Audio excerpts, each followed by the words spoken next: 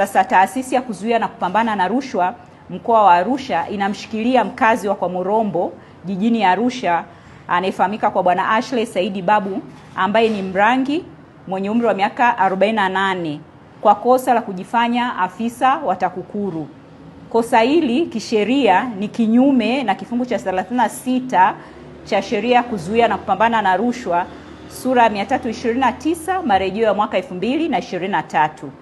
Mtumiwa huyu alikamatwa na maafisa wa TAKUKURU mkoa wa Arusha ambapo waliandaa mtego baada ya kupata taarifa za kiintelijensia, na alikamatwa siku ya Jumatano ya tarehe 3 mwezi wa 6 alipokuwa akiendelea na udanganyifu huo katika hoteli ya Bristol iliyopo jijini Arusha.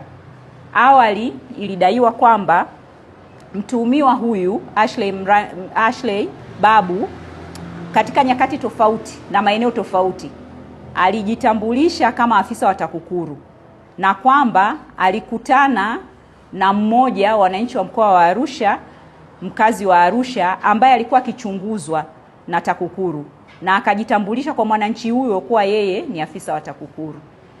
Sasa mtuhumiwa Ashley Babu alidai kwamba anaufahamu kwamba mwananchi huyo anakabiliwa na tuhuma ambazo zinachunguzwa katika ofisi ya TAKUKURU mkoa wa Arusha, na kwamba yuko tayari kumsaidia ili swala hilo lisiendelee kuchunguzwa, ikiwa ni pamoja kusaidia kupata mali zake ambazo kwa wakati huo zilikuwa zinashikiliwa na ofisi katika uchunguzi ambao ulikuwa unaendeshwa na TAKUKURU. Mara baada ya ofisi kupata taarifa hizi, iliandaa mtego ambao ulifanikisha kukamatwa kwa Bwana Ashley Saidi Babu akiwa katika hoteli ya Bristol iliyopo jijini Arusha.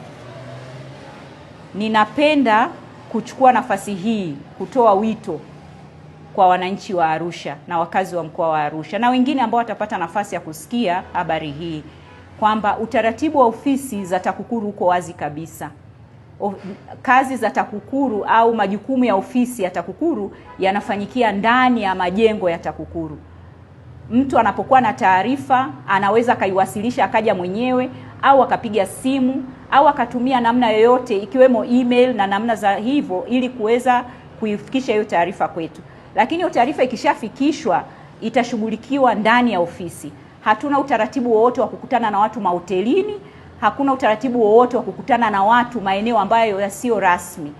Kwa hiyo naendelea kusisitiza kwamba wanapokutana na watu wa namna hii ambao wanajitambulisha kwamba wao ni maafisa wa TAKUKURU, wachukue tahadhari kubwa, wasiwaamini moja kwa moja.